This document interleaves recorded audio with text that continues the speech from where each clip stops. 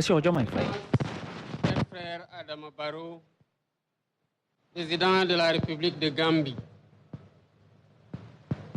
Mohamed Ould Cheikh El Ghazouani, président de la République islamique de Mauritanie, et Oumarou Sissoko Embalo, président de la République de Guinée-Bissau, Monsieur le vice-président de la République fédérale du Nigeria, Monsieur le Président de l'Assemblée nationale, Monsieur le Premier ministre, Monsieur le ministre des Forces armées, Mesdames, Messieurs les ministres, Monsieur le chef d'état-major général des armées, Monsieur le haut commandant de la gendarmerie, directeur de la justice militaire, Mesdames, Messieurs les membres du corps diplomatique, officiers généraux, sous-officiers, officiers supérieurs, sous-officiers, militaires du rang, Mesdames, Messieurs, chers compatriotes,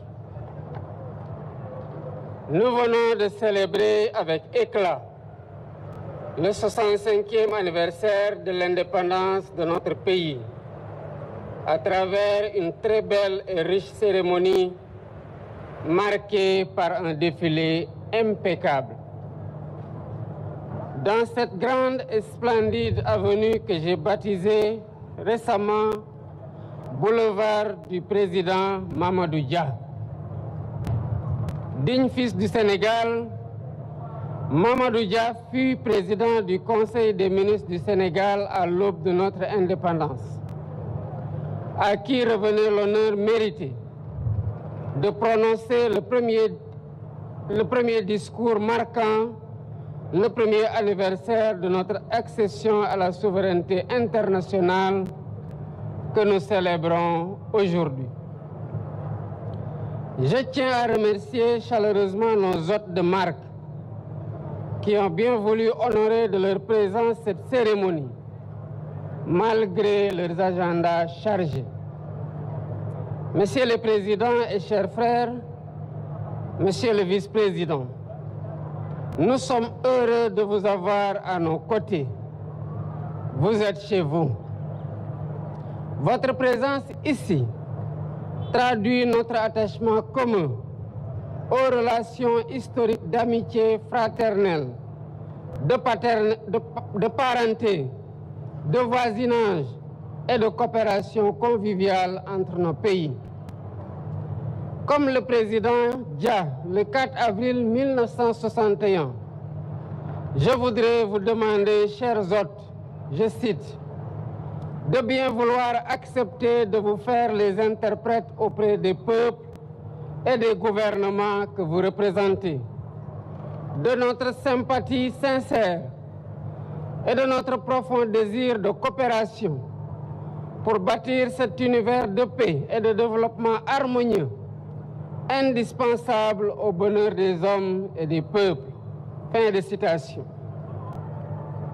J'exprime ma grande satisfaction au ministre des Forces armées, au chef d'état-major général des armées, au haut commandant de la gendarmerie nationale, ainsi qu'à l'ensemble des commandants des forces de défense et de sécurité, y compris le commandant de la zone militaire numéro 1 de Dakar, pour l'excellente organisation du défilé. Félicitations à toutes les forces de défense et de sécurité. Votre professionnalisme honore notre République.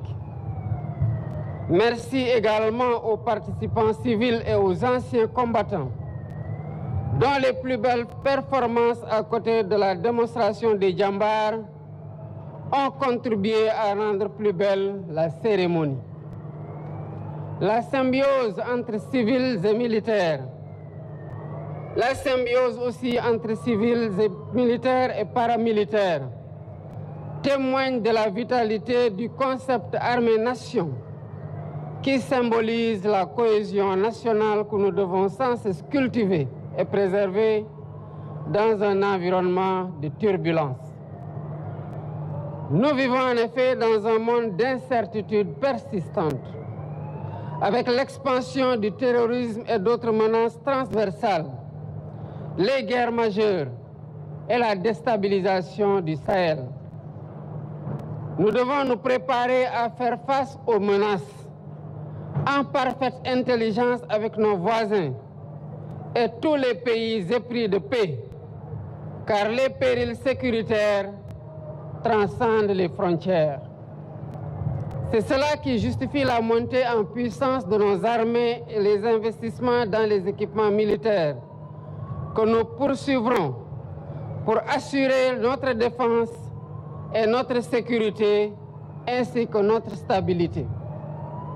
À travers le thème retenu cette année, nous marquons notre attachement à la souveraineté technologique et industrielle des forces de défense et de sécurité. Le soutien à la modernisation technologique et industrielle de nos armées, dans toutes leurs composantes, est un impératif de premier ordre pour l'accomplissement efficace de leur mission. C'est aussi un gage essentiel de notre indépendance et de notre sécurité collective. Elle restera par conséquent au cœur de mes priorités. Je renouvelle une fois de plus toutes mes félicitations aux forces de défense et de sécurité pour cette très belle communion. Vive la République, vive le Sénégal et vive l'Afrique. Je vous remercie de votre attention.